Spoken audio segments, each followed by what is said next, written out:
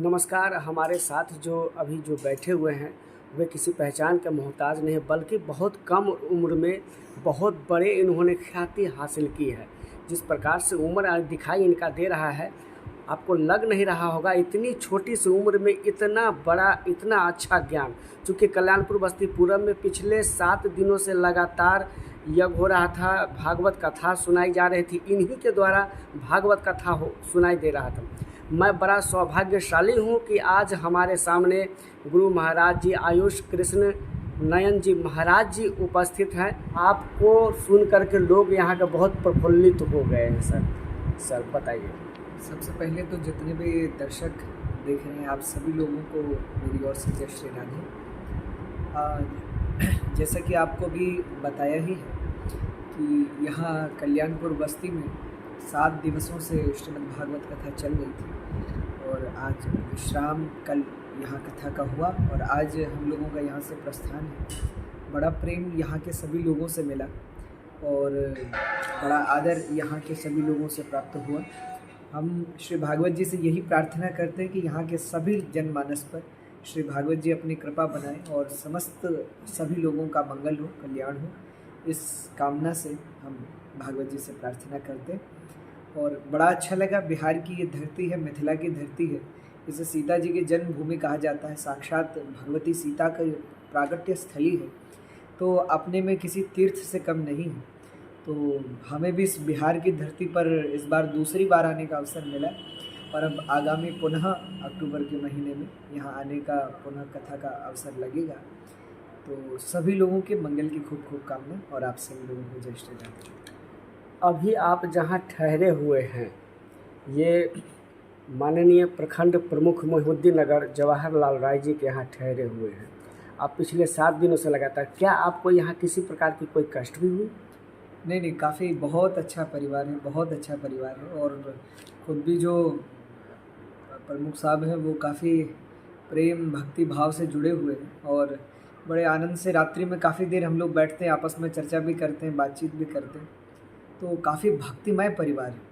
तो हम तो प्रार्थना करते हैं कि इसी प्रकार समाज के उच्च पदों पर पहुँचे और समाज की खूब सेवा ये करें और समाज इनको सेवा करने का खूब अवसर दे और इनके लिए भी खूब खूब मंगल कामना। हम भगवान से प्रार्थना करते हैं कि इनके परिवार पर, इन पर खूब आशीर्वाद भगवान बनाए।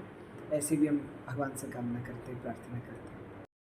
इतनी कम उम्र में, इतनी छोटी उम्र में इतनी बड़ी ज्ञान आपको कैसे प्राप्त हुआ? इस समय आपको सुनने के लिए लोग, मेरे घर में भी लोग हाजीपुर से आती हैं और सुन करके फिर सुबह जाके ड्यूटी करती है। मेरी खुद बहन। अच्छा जी, आपका बहुत बड़ा भक्त है। इस समय अभी लगभग 240 से ज़्यादा कथाएं अब कर चुके हैं और अब तो 16-17 वर्ष की उम्र है अभी। पिछले जब हम 8 वर्ष के थे तब से कथाएं कर रहे हैं। अब 8-9 वर्ष हो चुके हैं कथा करते हुए। संपूर्ण भारत में जाते हैं और लोगों को ये अंदर प्रयास करते हैं कि सामाजिक उत्थान हो, लोगों को अपनी जिम्मेदारियों का एहसास हो। प्रयास करते हैं कि लोगों के हृदय में भक्ति, प्रेम, करुणा, दया जागृत कर सके। और निश्चय ही भगवान की बड़ी असीम कृपा है कि उन्होंने ये सेवा का अवसर कि लोगों के अंदर प्रेम, लोगों के अंदर भाव, जैसा कि आप देख रहे हैं कि आजकल लोग अपनी नौकरी में, लोग अपने परिवार में, लोग अपने जॉब में इतने व्यस्त हैं कि उनके लिए, अपने लिए उनके पास समय नहीं है, जिससे आज इतनी चिंताएं, इतना तनाव हर व्यक्ति के जीवन में है, हर व्यक्ति के परिवार में है। तो हम प्रयास करते हैं कि भगवान की कथा के माध्यम से, भगवान के चरित्रों के माध्यम से लोग शिक्षा ले सकें कि अपने परिवार को, अपने जीवन को कैसे व्यवस्थित करना है, अपने कर्तव्यों को कैसे निभाना है, चाहे वो परिवार के प्रति हो, चाहे अपने समाज के प्रति हो, चाहे अपने देश के प्रति हो।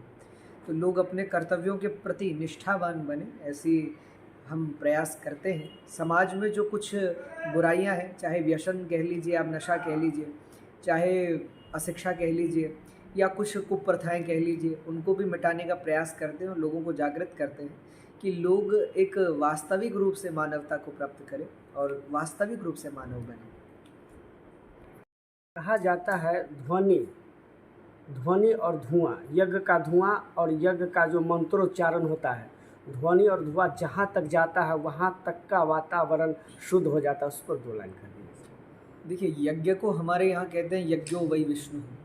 यज्ञ का अर्थ होता है विष्णु, और विष्णु का अर्थ होता है व्यापक। व्यापकता यानी जिसमें संपूर्ण जीव मात्र, सृष्टि मात्र का कल्याण है। हमारे यहाँ यज्ञ होता है, यज्ञ में आहुतियाँ दी जाती है, चाहे घृत की हो, चाहे समिधा की हो, तो या सामग्री की हो। तो आप देखेंगे कि अब तो विज्ञान भी ये मानता है कि जब यज्ञ करते हैं तो उससे वायु का जो प्रदूषण है, वायु जो में जो विकार है वो नष्ट होते हैं। तो यज्ञ तो प्रकृति के लिए अच्छा है, और हमारा जो सनातन धर्म है वो प्रकृति को ही परमात्मा मानता है। आप हमारे यहाँ देखेंगे नदियों की पूजा है, आप हमारे यहाँ देखेंगे पहाड़ों की पूजा है, हमारे यहाँ हिमालय, हमारे यहाँ मेरू पर्वत, हमारे यहाँ मंदराचल, इन रूपों में पर्वतों की पूजा है। गंगा, यमुना, नर्मदा, गोदावरी, शिप्रा, कालिंदी, इन रूपों में नदियों की पूजा है। आप देखेंगे हमारे यहाँ पेड़ों की पूजा है, पीपल की पूजा होती है, बरगद की पूजा होती है, कई वृक्षों की पूजा होती है। आप हमारे यहाँ देखेंगे तो संपूर्ण प्रकृति की, जीव जंतु पशु पक्षी तक की पूजा की जाती है। किसी को जैसे गौ माता है उनको माता माना जाता है, नंदी है उनको शिव जी का वाहन माना जाता है, यहाँ तक कि सर्प की भी हमारे यहाँ पूजा होती है, जिससे लोग भय करते हैं कि ये शिव जी के गले का आभूषण है। तो हमारा जो ये सनातन धर्म है ये प्रकृति का उपासक है। तो यज्ञ के द्वारा संपूर्ण प्रकृति तुष्ट होती है, संपूर्ण प्रकृति पवित्र होती है, वातावरण पवित्र होते हैं। और दूसरी बात रही मंत्रों की, तो आज मंत्रों को तो विज्ञान भी मान रहा है। आज हमारे मंत्रों की क्षमता को देश विदेश तक लोग जान रहे हैं, और लोग हमारे मंत्रों से जुड़ रहे हैं।